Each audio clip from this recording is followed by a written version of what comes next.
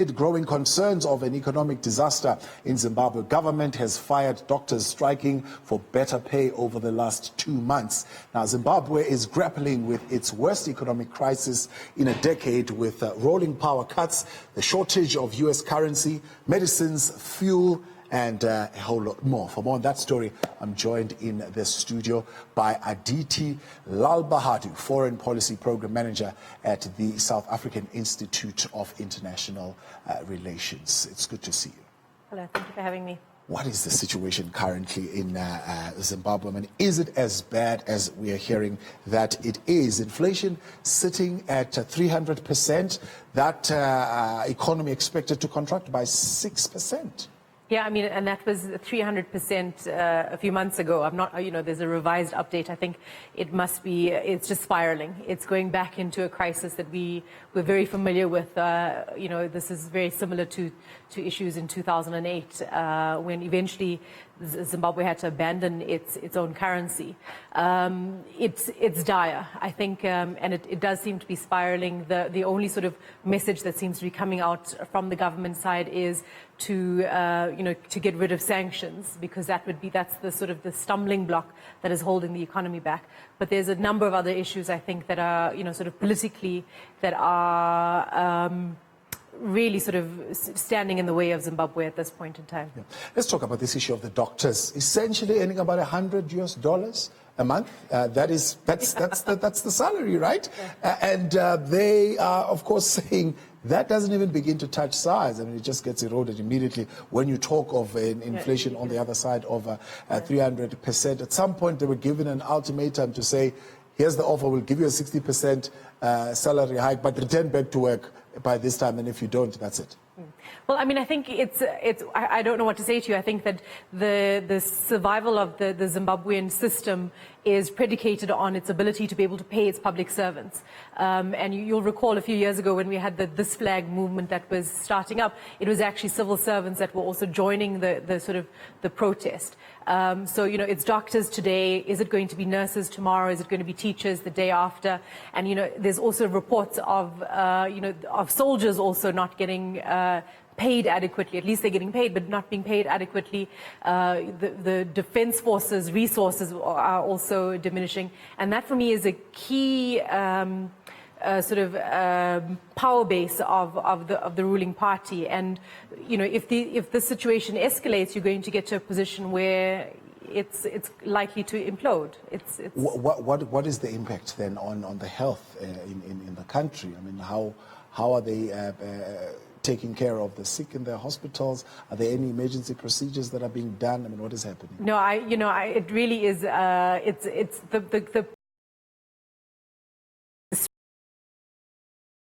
last year as well, like just after the election, there was reports of cholera outbreak in Harare.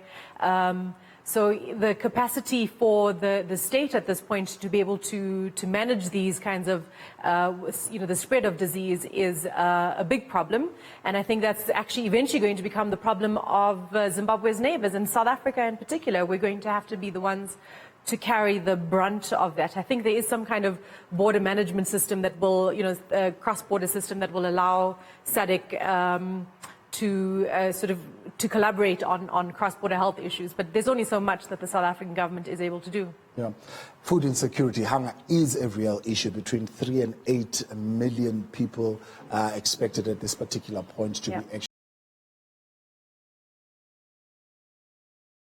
corn pretty soon. That's what has been reported. Yeah, that's what I'm saying. It's a whole sort of melting pot of mini crises that are coming together, a confluence of all of these crises coming together. And unless there's some kind of serious intervention on the part of the Zimbabwean government, on the part of the region, I'm not sure, that the ordinary Zimbabweans can actually sort of take this much longer. Remember, this is on the back of 20 odd years of a declining economy, political and economic crisis. So how much more are ordinary Zimbabweans expected to endure, really? President Emmerson Mnangagwa taking over, he ran this campaign that says Zimbabwe is open for business, and pretty much saying things have changed. We are in a new dispensation after 30 or 40 years or so of Robert Mugabe. It seems investors are not buying that story. Yeah, I mean, I think Zimbabwe, they've tried really hard on one level, but I think a main problem actually is really just the way in which the power dynamics are playing out in a post-Mugabe kind of era. So you've got a more prominent military faction that's part of government, where before they were a lot more hidden under the Mugabe sort of administration. And there's so on the one hand, there's this commitment publicly to being more open, being more transparent, being more responsible. But then you also have this sort of schizophrenic sort of reaction of, persecuting human rights activists, say, for instance, publicly, reacting violently to public protests and so on. So there's not a consistency of message coming out of the Zimbabwean government, and that might be because the ruling party is a lot more fractured than it was in previous times, but that is actually having the impact of is not creating a sense of political stability and certainty that investors need in order to be able to invest. So sanctions is one aspect of the problem, but the other aspect is actually that broader sense of political certainty that investors really depend on. Zimbabwe making an appeal to the IMF. What exactly are they asking for? So, I mean, I think at the moment, Zimbabwe is actually under a staff-monitored program. So they've undertaking a slew of economic and political reforms that will make it, if they're successful by March next year, will open them up to being able to access lines of credit from the IMF and the World Bank. The thing that will hold them back, however, is the U.S. sanctions, because the U.S. has a vote in extending credit lines to Zimbabwe, and as long as U.S. sanctions are in place and ZEDERA is in place, it prevents the U.S. from supporting those kinds of maneuvers. Sure. I mean, it doesn't look good. A Zimbabwean population of 14 million, slightly more than a quarter of what we are dealing with here in South Africa, with 58 million. So you can imagine we've got problems here in this country, the type of challenges that they are having. How are they doing as far as energy generation is concerned? As far as energy generation is concerned, I mean, I think the big problem is actually the amount of money that they owe to Eskom. They were able to pay a portion of it. There's still an enduring debt that is outstanding there.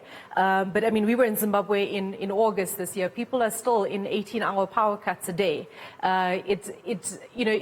It's really impossible to do any kind of business because you're running off a generator for 18 hours in a day is actually unfeasible.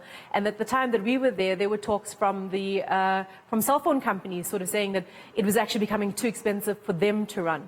And now a lot of the money exchange has been happening via cell phones. So if that has a knock-on effect. If cell phone companies are not able to operate, that has the knock-on effect of actually impacting the way in which goods are traded, because you transfer money through your cell phone on this EcoCash system. Appreciate your time. Thanks for coming through. Thank you. That's Aditi Lalbahadur, Foreign Policy Program Manager at the South African Institute of International Affairs. That's the situation in Zimbabwe right now in terms of the price of goods, the price of fuel, the generation of energy, but not only that, the inflation rate and how the health system is currently functioning.